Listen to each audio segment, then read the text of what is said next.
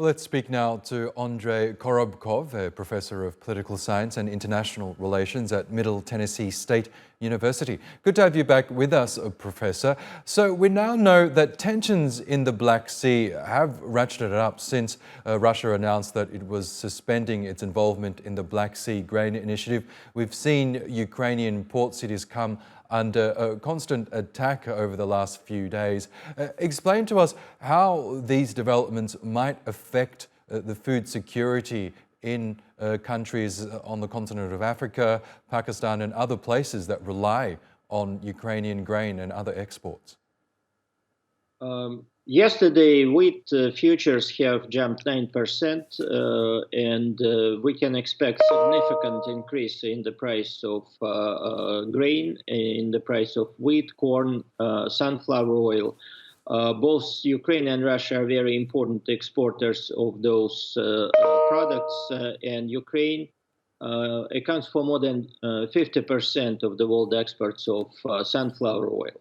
So it will destabilize grain markets overall, and in general it would be very favorable to Russia. First, it shows its leverage, it weakens Ukraine's economy, and it potentially increases its revenues from the exports of grain. Ukraine, besides problems with exporting such products, it also faces a decline of production up to 50% compared to 2021. And therefore, it's a very severe hit for Ukrainian economy. And the West, again, would have to think how to compensate it or whether to compensate it for these losses. But it also influences world markets and especially the situation in the least developed countries of the world.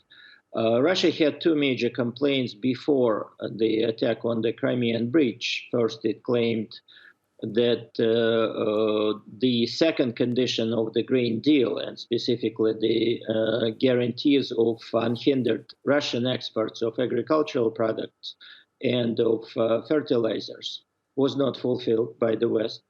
And it also claimed that most of the grain that was exported, and it's more than 33 million metric tons last year, was delivered not to the poorest countries such as Africa, Yemen, Afghanistan, and so on, but to highly developed countries, both in Europe and Japan, to some extent China. And therefore, it claimed that it was just responding to the non-fulfillment by the West of its promises in regard to this deal. But first of all, of course, it's related also to the general worsening of the situation in the last literally 3-4 days. An attack on the Crimean Bridge, and after that, the massive bombings of facilities of Odessa port. Essentially, Ukraine was left with two major ports, Nikolaev and Odessa, plus a number of satellite ports around them, for example, Ilyichovsk. If Odessa port is taken out, it will be a tremendous handicap for Ukraine, even for its exports in principle. And, Ukraine responded, as we know, by saying that any Russian ships in the Black Sea area would be a fair game. And of course, we can expect that Russia would respond in kind. Yes, because... sorry to interrupt you there, Professor, but over the last year during which the Black Sea Grain Initiative was in place, we haven't seen these attacks on Ukrainian port cities such as Odessa. So they've largely been able to operate unhindered.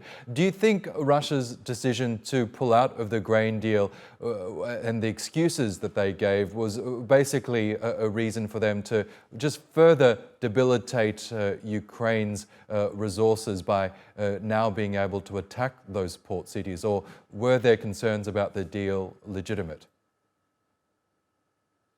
Well, hard to say. we have to look at the figures. What was the overall volume of Russian exports of those two kinds of products? First, agricultural products, and second, fertilizers.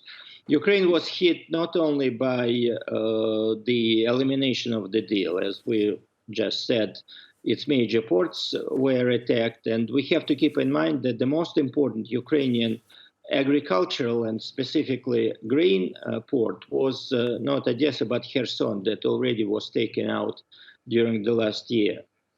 And of course, the fact that Ukraine lost 20% of its territory to Russia, and the fact that there are military activities, there are minefields, has resulted in the decline of grain production by close to 50%. This by itself already influences world markets, but what happens now practically guarantees the emergence of shortages of grain supplies and a significant rise in prices of everything that is made out of grain. So Russia, you can say, deliberately creates an agricultural and financial crisis that most of the world would feel. Okay, Professor Andrei Korobkov, we will have to leave it there, but we really appreciate your analysis as always. Thank you.